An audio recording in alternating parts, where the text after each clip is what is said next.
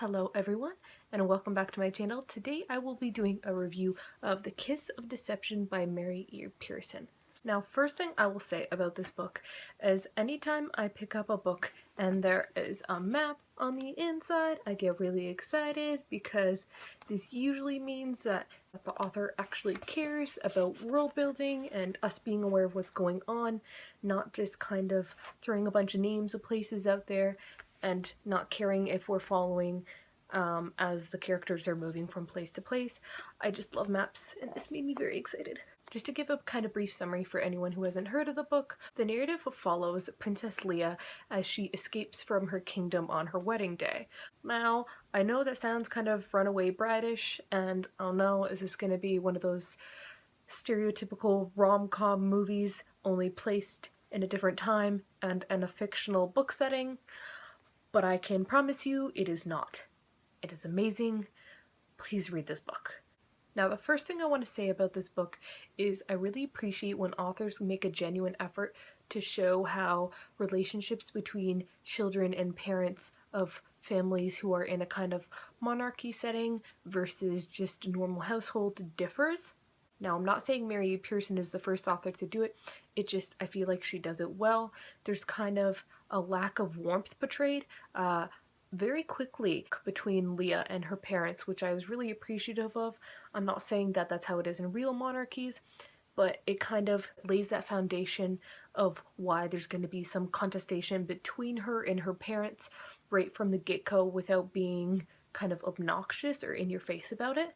The second thing that I was super happy with when I started reading this book that is kind of present and in the foreground right from the get-go is Leah's friendship with her servant, or not really servant, but kind of servant, Pauline, because it's not very common that there's good female friendships in young adult books, or many fictional, or any books for that matter, so I was really appreciative of the fact that the author was kind of setting this precedent for the rest of the book that, yes, we know there's going to be a romance, and pretty soon in the book you kind of know that there's going to be a love triangle, but it's still a really prominent part of the book, and Leah just doesn't kind of push Pauline out of the way to pursue relationships with the male characters.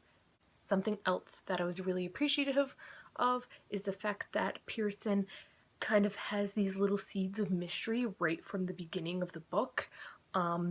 There is the characters of the prince and the assassin, the prince being the character that Leia runs away from at the beginning that she'd never got a chance to meet, and then the assassin who is set to find the princess, being Leia, and kind of get rid of her. Something you might not realize at first if you're just kind of not paying attention to the details and just flipping through, because it is one of those books that it's a real page turner and it's fast-paced and an easy read, good quality writing, but an easy read. So if you're not paying attention, you don't really notice that they are never referred to by name.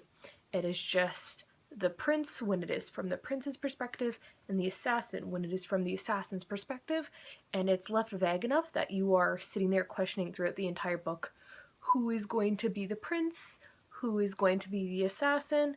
Now, without actually spoiling who is who, it's actually very confusing at the beginning of the book to try and establish who you think is the prince and the assassin out of Caden and Raph, because Raph's kind of got that more outgoing, in-your-face personality, which might be kind of more brutal and you might associate with being an assassin, but at the same time you could associate that pompousness with being a prince and being someone of privilege, whereas Caden is a bit quieter and more reserved.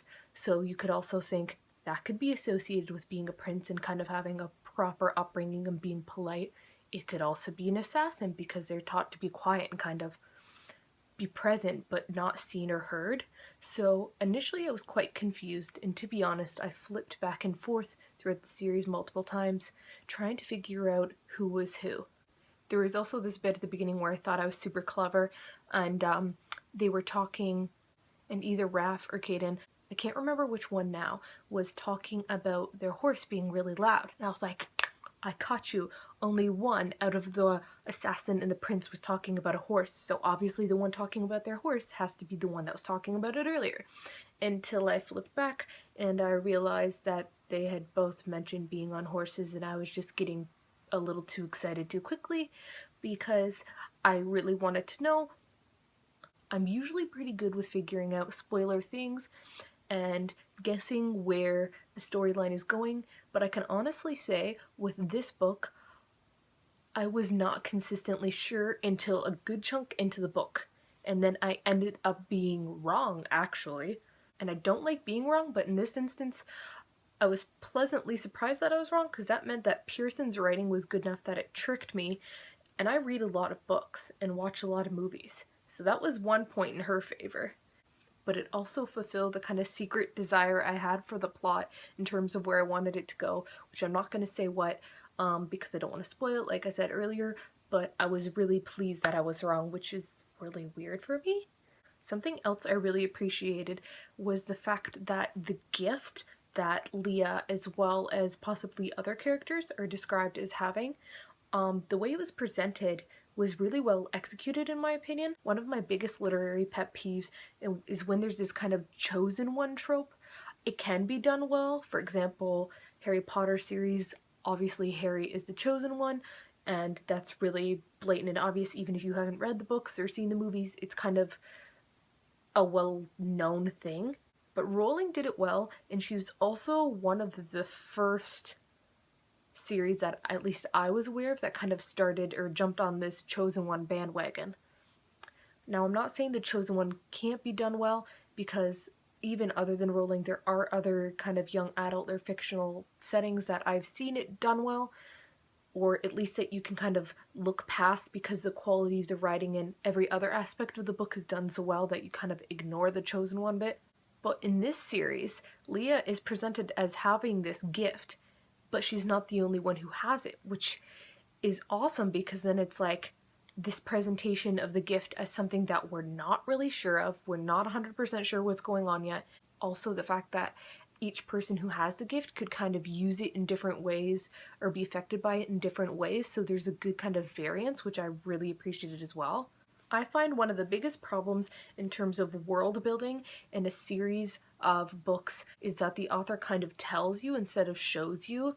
I would rather have an author tell me about the universe of the book or the world of the book than not be told at all or not shown at all, but I really prefer being shown it, which is something that Mary E Pearson does really well. You get these kind of bits and pieces of information from a variety of characters, not only that Leah personally encounters, but also when we get the perspectives of the prince and the assassin and Leah's siblings. You get a good variety of information about different locations, which I feel like set up the second book and the rest of the series in a really good way without it being too in your face or too obnoxious. Now we kind of have the seed for information so that Pearson can expand the world and we can see different locations, which I'm assuming by the end of the book is going to be happening. Another aspect of this book that I really appreciated is the kind of facets of Leah's family, because there are the parents, which I kind of touched on earlier, which are kind of portrayed as more cold and keeping information from Leah and doing some rather malicious things to her, actually. But then also the presentation of her siblings, which she gets along with really well, and we get bits of information about, but also we get an encounter from at least one of her siblings in the book, and just getting that interaction, it was very kind of natural and affectionate and banterous, and I appreciated the contrast between her parents and between her siblings. It was very genuine, I felt like, and the dynamic of the family and how families actually are. There are always going to be certain people in your family that you're closer with and other members of your family that you're not so close with, so I felt like it was a very authentic portrayal of family dynamics. The last thing I'm going to talk about that I really loved about this book was that Pearson kind of was ruthless in a way that was very genuine and honest. Leah is betrayed and lied to, but also betrays and lies to other characters in the books multiple times, but I felt like if it hadn't been done that way, it wouldn't have been true to the story and the world that Pearson was trying to establish for us and set up for the next books in the series. There are few things worse than a sugar-coated, everything is happy, we all forgive each other and love each other and would never hurt each other and no one dies kind of ending or even just progression through books. I hate it. I mean, in a sense, it can be good when you don't want your favorite characters getting hurt or dying, but on the same note, it's like this would not actually happen. Not everyone is going to live, not everyone is going to get along all the time. Can we just be real? Please. So that is all I have to say for now about The Kiss of Deception. I have actually already picked up and read The Heart of Betrayal, so I am probably going to be doing a review for that one as well soon. Have any of you guys read The Kiss of Deception or The Heart of Betrayal yet? If so, what are your thoughts? Leave your comments in down below. I'd love to talk to you guys about it. That is it for now, and have a nice day, guys!